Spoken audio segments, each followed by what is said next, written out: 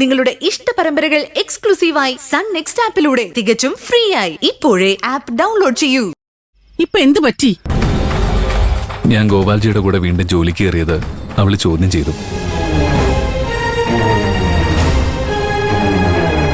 ഒന്നും രണ്ടും പറഞ്ഞ് തർക്കത്തിലായപ്പോ അറിയാതെ എന്റെ നിയന്ത്രണം വിട്ടുപോയി. അവൾക്ക് ഗോപാൽജിയോട് പകരം വീട്ടാനുള്ള അവസരം നഷ്ടമായതിന്റെ വിഷമോ?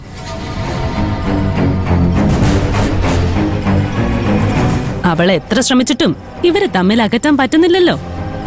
അതിന്റെ ദേഷ്യം കാണിച്ചതായിരിക്കും. ഗിരിയേട്ടൻ തല്ലില്ലെന്ന വിശ്വാസത്തില് അവള് കുറെ ഓവറാക്കി കാണും. ഒരെണ്ണം കിട്ടിയപ്പോ സമാധാനമായി അല്ലേ ഗിരിയേട്ടാ? ഞാൻ ഇപ്പോഴേ അച്ഛന് കൊടുത്ത വാക്ക് തെറ്റിച്ചു നിൽക്കുക. ഒരു പെണ്ണിനെ കൂടെ തല്ലാൻ എനിക്ക് ഒരു മടിയുമില്ല. എന്റെ കയ്യിൽ നിന്ന് വേണ്ടെങ്കിൽ കേറി പൊയ്ക്കണം. പോ.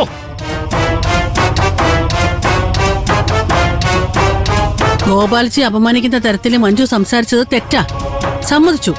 പക്ഷേ നീ അവസ്ഥയിൽ അവളെ നീ തല്ലിയതിന് ഒരു ന്യായീകരണവും ഇല്ല. എനിക്ക് യോജിക്കാൻ പറ്റാത്ത പല കാര്യങ്ങളും നീ ചെയ്യുമ്പോഴും ഒരമ്മ എന്ന നിലയ്ക്ക് എനിക്ക് നിന്നെക്കുറിച്ച് ഒരഭിമാനം തോന്നിയിട്ടേ ഉള്ളൂ. പക്ഷേ ഇപ്പം നീ ചെയ്തത് എനിക്കൊരിക്കലും അംഗീകരിക്കാൻ പറ്റില്ല. നീ ചെയ്തത് എല്ലാ അർത്ഥത്തിലും തെറ്റാണ്.